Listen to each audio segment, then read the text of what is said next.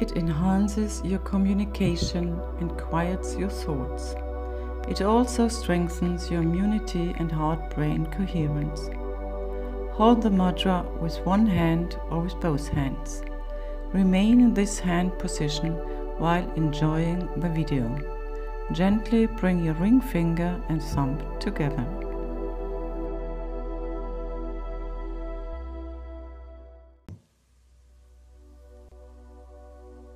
So, who am I? What does it mean, I? What is identity? What does it mean when I say I? What does it feel like? What is I? What am I? Now, most people, yet, if you ask them, who are you? They will define the word I in terms of form. They will say, well, obviously this body, that's I, that comes maybe first, and then there comes the mind with its accumulations, its accumulated, its habitual thought movements, its memories. There come the emotions that go with the thought movements, the psychological form of I. So they say, well, I am this body, then there's a name, which of course is just a sound. You say, John, I am John. And many people say they think that's already a big part of who they are when they can say their name. Oh, okay. And then they add a little something else. I'm an architect. Oh, okay, we're getting even closer to who you are. And I'm a father, which, okay, good. And your age, okay, something. That's okay. We're almost there now. Just need a few more details, and then we know who you are. And so you can put it on a piece of paper, a summary of it, or if you want a detailed account of who you are, you can write down your life history in a book, and it becomes your autobiography. Oh, that's interesting. Now we know who you are. And if that's not enough, and if you think there may be hidden parts of me, then you can go to psychoanalysis for 10 years, and then all these hidden memories and hidden desires and feelings that you had when you were 4.5 years old towards your mother and your father and your grandmother, and they all come up, and then you can add that, and then, okay, now I've got it. I've got my autobiography, and that's I'm me, I'm complete now. And then you look 50 years later, which is not much on a universal scale. 50 years is very little. I know that now. I thought when I was 20, 50 years was a lot. I'm a lot older than 50, by the way, by the body. The 50 years pass, and what's left of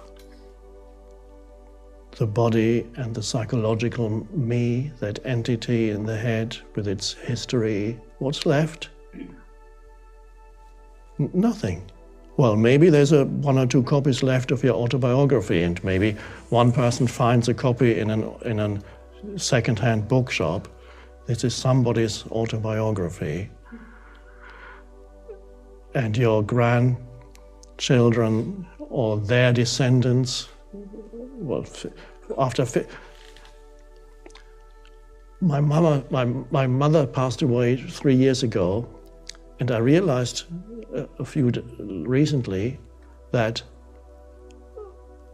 I'm virtually the only person now who remembers her, because all her friends died before she did, and her family. And all the other people who knew her only knew tiny fragments.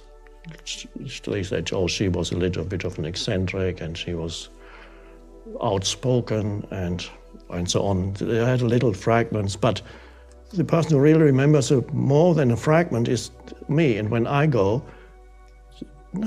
nobody remembers her. And then all that's left is photos, and a generation later, nobody will know who this person on the photo is. But this is strange how an identity evaporates that seemed so solid and real. And so form, we're talking about form identity. That is when you're asked, who are you? Or you ask yourself, who am I? Okay, now is that all there is to who you are? Is that what can be defined through form, what can be that which is form, thought forms, emotional forms, physical forms, a conglomeration of that to get put together for a while becomes what you think is I. Is that really your I, your identity? Or is there something else? Well, perhaps we can just, at this moment, see, as you sit here, right at this moment, you don't remember your past. You don't have to. Let's pretend you don't have one. You have no past. There is no past. Let's say there is no past. Which, by the way, is the truth. Ultimately, there is no past. There's only the now. So, okay. And no future. Let's pretend there's no future. Well, there is no future anyway, but there's only this. So you can't remind yourself, you don't even, unless there's a thought in your head that says, I am such and such, even that you don't know right now. Let's say you don't know anything about who you are. Nothing that you can formulate, conceptualize, call something. You don't. What is left? Is there, what is lost? Nothing is lost. In fact, when you encounter this, which cannot be named, which is a formless presence, aliveness, that's you've touched that which is beyond form, consciousness itself. And that is identity. That is where your sense of I comes from. And so you are more truly yourself when you don't remember your past than when you do remember your past. And you are more truly yourself when there's not a single thought in your head than when you are full of thinking about me and my problems. And whenever you feel this sense of I, the light of consciousness, which you can know directly in the stillness that is always there, available to you as the essence, your essence identity, timeless, that's always there, and that is one with universal consciousness. It's just coming through this form. It's never lost. When this form dissolves, the consciousness goes out like a little tentacle.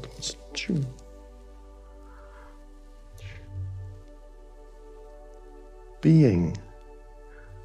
So, let's stay with this for a moment here. You have no past, or there is no past. No fear. What is lost? Nothing essential is lost.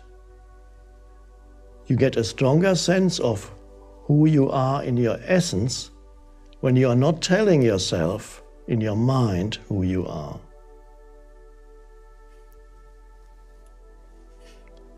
This is why I said in Stillness Speaks, I believe, you are never more truly yourself than when you are still.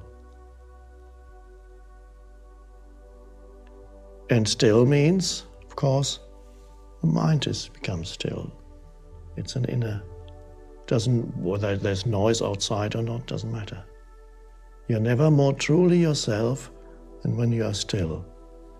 Then you can sense the essence of who you are. And that does not depend on the age of the body, whether you're 20 or 90, it's the same stillness. that frees you then from the suffering that comes if you have identified with form, which then sooner or later will leave you, you suffer. If you identify with a strong or beautiful body, and that body eventually grows old, you begin to suffer because you seem to dissolve. You haven't realized who you are.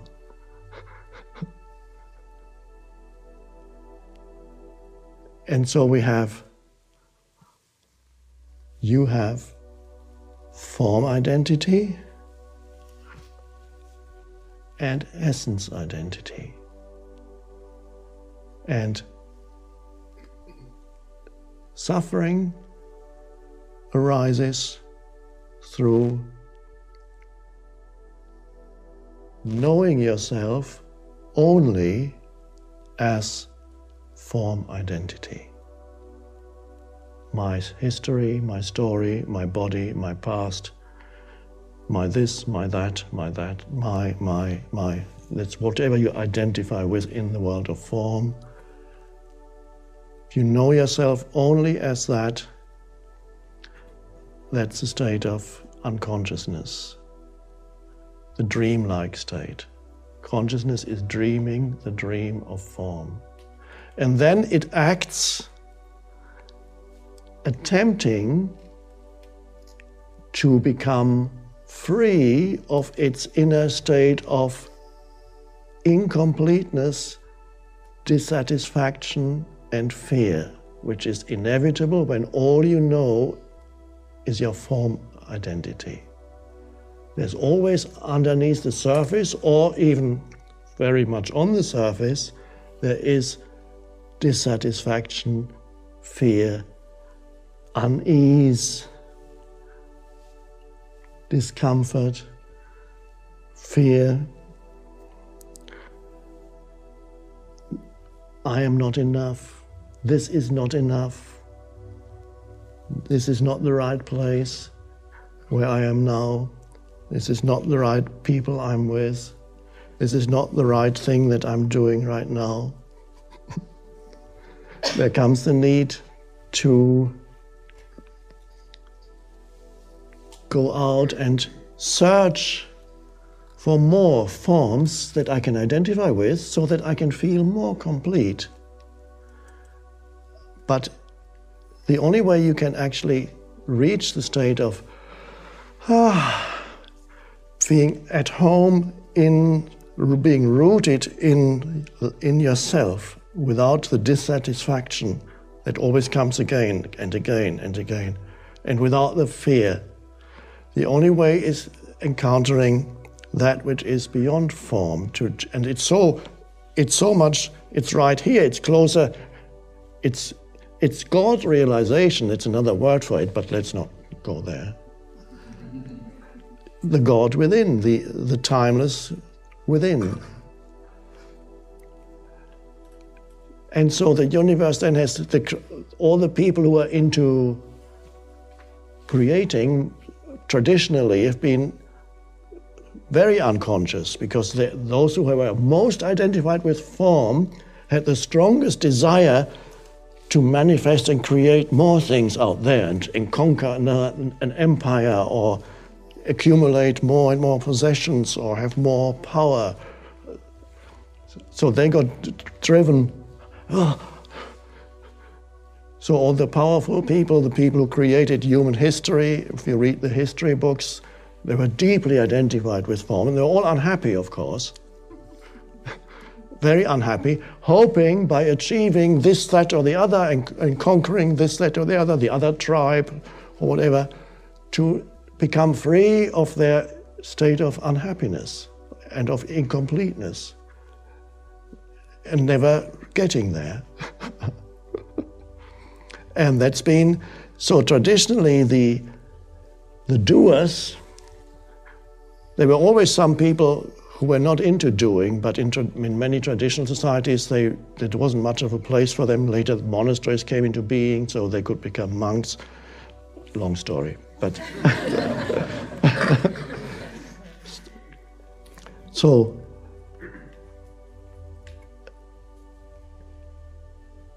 we still associate going out and doing with unconsciousness. I believe there's a line by T.S. Eliot in a poem where he says, "The best lack all conviction, and the worst are full of passionate intensity," talking about contemporary humanity, early 20th century. The best lack all convictions means that they don't know what to do. Because they're torn between, there's some inkling of inside them of their essence. So they're not, the desire to do is not as overpowering as in those who are totally identified with their form identity.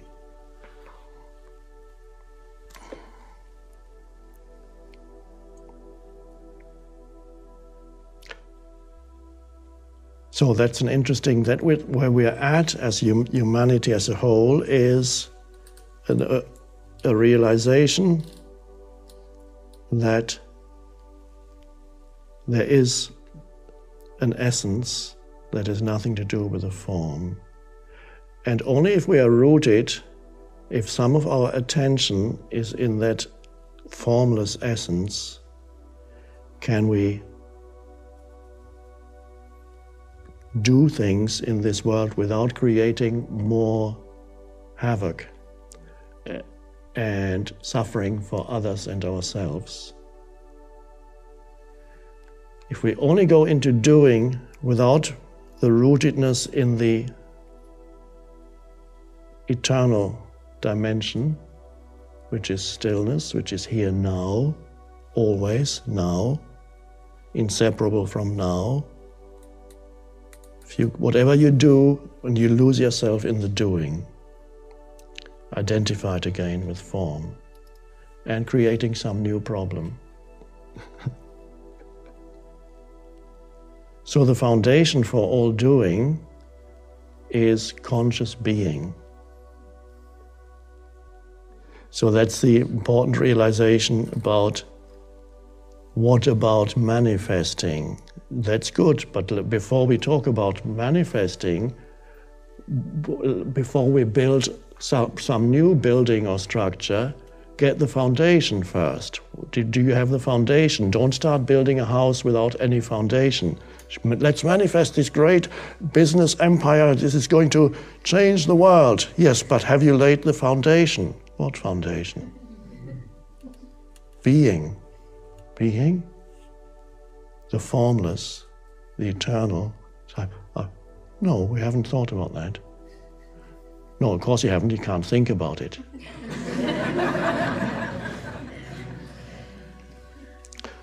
The foundation is being rooted, realizing what that means, what being is, not intellectually, not by trying to understand, because as you may have noticed, there's nothing much to understand about being. You can't. Being, can you explain a bit more, please? Being. Stillness, I don't understand stillness. Can you explain stillness? No, because there's nothing in it to explain. You can't look at it under a microscope or dissect it. Aspects of stillness, PhD.